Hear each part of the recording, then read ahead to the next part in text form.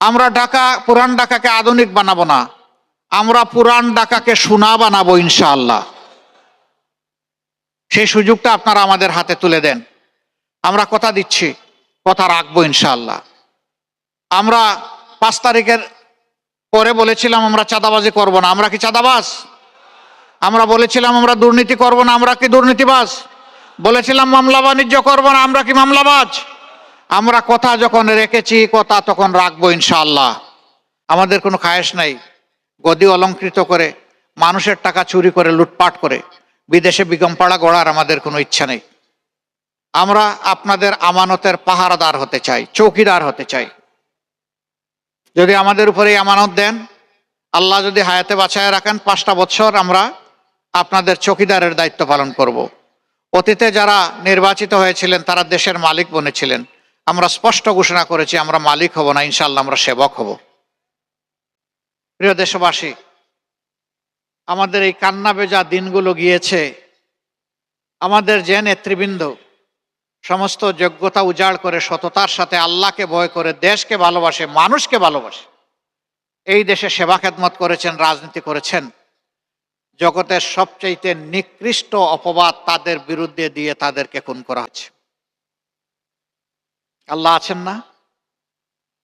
সামিউন বাসির, তিনি সব কান্না শুনেন এবং তিনি সব মজলুমের চেহারা দেখেন। আল্লাহই হচ্ছেন মজলুমের প্রকৃত বন্ধু।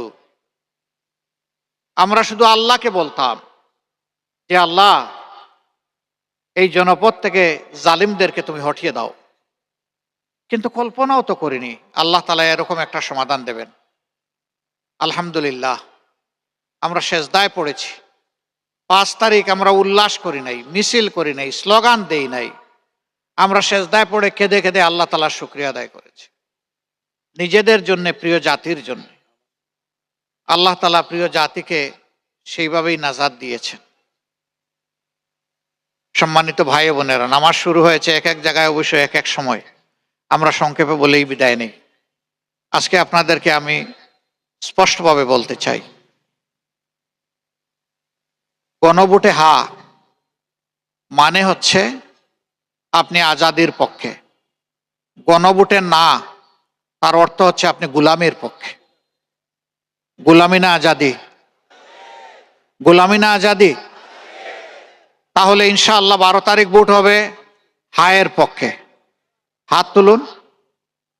আলহামদুলিল্লাহ, ঘরে ঘরে আমরা হায়ের পক্ষে ভোট সংগ্রহ করব ইনশাআল্লাহ। ইনশাআল্লাহ হা বিজয়ী হবে ইনশাআল্লাহ। হা ন্যায়ের পক্ষে, সত্যের পক্ষে, আধিপত্যবাদের বিরুদ্ধে, ফ্যাসিবাদের বিরুদ্ধে। ফ্যাসিবাদ যাতে আর ফিরে না আসে এই জন্যই হা। যারা ফ্যাসিবাদের পৃষ্ঠপোষক তারা বলবে না। আমরা যারা ফ্যাসিবাদ চাই না, দেশবাসী বলবো হা। ইনশাআল্লাহ দেশবাসীর হাই বিজয়ী হবে ইনশাআল্লাহ। 2 নম্বর, আমরা 11টি দল এক হয়ে আপনাদের খেদমতে এসেছি। আমাদের কোনো খায়েশ নাই গদি অলঙ্কৃত করে, মানুষের টাকা চুরি করে, লুটপাট করে বিদেশে বিগমপাড়া গড়ার আমাদের কোনো ইচ্ছা নেই। আমরা আপনাদের আমানতের পাহারাদার হতে চাই, চৌকিদার হতে চাই। যদি আমাদের উপরে এই আমানত দেন, আল্লাহ যদি হায়াতে বাঁচায় রাখেন, 5টা বছর আমরা আপনাদের চৌকিদারের দায়িত্ব পালন করব। অতীতে যারা নির্বাচিত হয়েছিলেন তারা দেশের মালিক বনেছিলেন। আমরা স্পষ্ট ঘোষণা করেছি আমরা মালিক হব না, ইনশাআল্লাহ আমরা সেবক হব। মা বোনেরা এখানে এসেছেন, জুলাই যুদ্ধে তাদের অবদান ছিল না? ঢাকা বিশ্ববিদ্যালয়ের ছেলেদেরকে যখন কাবু করে ফেলেছিল, তখন 2টা জায়গা থেকে বিস্ফোরণ ঘটেছিল। একটা হচ্ছে প্রাইভেট বিশ্ববিদ্যালয় সমূহের শিক্ষার্থীরা, ছেলেমেয়েরা বের হয়ে এসেছিল। আর একটা হলো মায়েরা তাদের সন্তান, কচি সন্তান কুলে নিয়ে রাস্তায় নেমে এসেছিলেন। এটা গোটা জাতিকে উজ্জীবিত করেছিল। আমরা মায়েদের কাছে ঋণী, আমরা ওই সমস্ত তরুণ তরুণী, যুবক যুবতীদের কাছে ঋণী। আজীবন তাদেরকে শ্রদ্ধা জানিয়েই যাব ইনশাআল্লাহ। এই বাংলাদেশকে নারী পুরুষ সকলে মিলে সমবেতভাবে গড়ে তুলব ইনশাআল্লাহ। আমরা কোনো ব্যবধান ধর্মে, বর্ণে, জাতে পাতে আমরা রাখবো না। আমরা এই জাতিকে বিভক্তিতে আর দেখতে চাই না। আমরা একটা ঐক্যবদ্ধ জাতি চাই। যারা বিভক্তির পক্ষে কথা বলবে, ধরে নিতে হবে তারা দেশকে ভালোবাসে না, তারা মানুষকে ভালোবাসে না। যারা পিছন নিয়ে কামড়া কামড়ি করবে, বুঝতে হবে তাদের সামনে আগানোর কোনো চিন্তা নাই এবং যোগ্যতা নাই। আমরা পিছন নিয়ে কামড়া কামড়ি করতে চাই না, আমরা সামনে এগিয়ে যেতে চাই জাতিকে সাথে নিয়ে ইনশাআল্লাহ। এই 7 আসনের অনেক সমস্যা আছে আমরা জানি, এটা পুরান ঢাকা, অর্থাৎ এটাই Dhaka. Old is gold, gold is old and old is gold. সোনা যত পুরান হয় তত মজবুত হয়, খাঁটি হয়। আর পুরাতন জিনিস যখন অতি পুরাতন হয়ে যায় তখন এটা সোনায় পরিণত হয়ে যায়। আমরা পুরান ঢাকাকে আধুনিক বানাবো না, আমরা পুরান ঢাকাকে সোনা বানাবো ইনশাআল্লাহ। সেই সুযোগটা আপনারা আমাদের হাতে তুলে দেন। আমরা কথা দিচ্ছি, কথা রাখবো ইনশাআল্লাহ। আমরা 5 তারিখের পরে বলেছিলাম আমরা চাঁদাবাজি করব না, আমরা কি চাঁদাবাজ? আমরা বলেছিলাম আমরা দুর্নীতি করব না, আমরা কি দুর্নীতিবাজ? বলেছিলাম মামলা বাণিজ্য করব না, আমরা কি মামলাবাজ?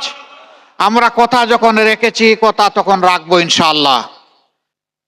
সম্মানিত ভাইয়েরা এবং বোনেরা, আসুন তাই 12 তারিখ আমরা ইনশাআল্লাহ গণভোটে হা বলি এবং 11 দলের প্রতীককে বেছে নেই আগামী দিনের নতুন বাংলাদেশের জন্য।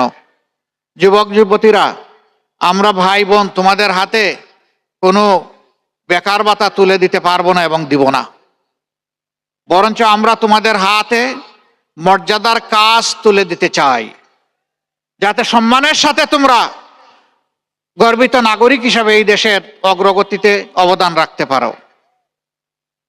যুবকরা যুবতীরা ইতিমধ্যেই জানিয়ে দিয়েছে তারা ন্যায়ের পক্ষে আছে, তারা চাঁদাবাজদের পক্ষে নাই। 5টা বিশ্ববিদ্যালয়ে সেই রায় দেওয়ার মাধ্যমে গোটা জাতির চোখ খুলে তারা দিয়েছে। তোমাদেরকে মোবারকবাদ। আমরা ঢাকাবাসীকেও মোবারকবাদ জানাচ্ছি। আপনারা যেভাবে আমাদের ডাকে সাড়া দিচ্ছেন, আমরা আশাবাদী 12 তারিখ বাংলাদেশের 18 কোটি মানুষের বিজয় হবে ইনশাআল্লাহ। বিশেষ কোনো দলের বিজয় নয়, আমরা জনতার বিজয়, 18 কোটি মানুষের বিজয় চাই। আল্লাহ আমাদেরকে কবুল করুন।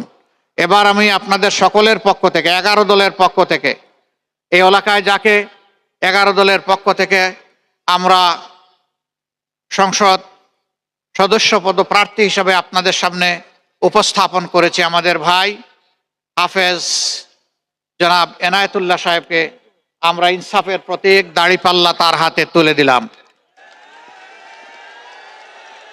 ভাই মার্কা আছে? কোন সে মার্কা? বোন মার্কা আছে? কোন সে মার্কা? ইনশাআল্লাহ, ইনশাআল্লাহ, লিল্লাহি তাকবীর। আসসালামু আলাইকুম ওয়া রাহমাতুল্লাহ।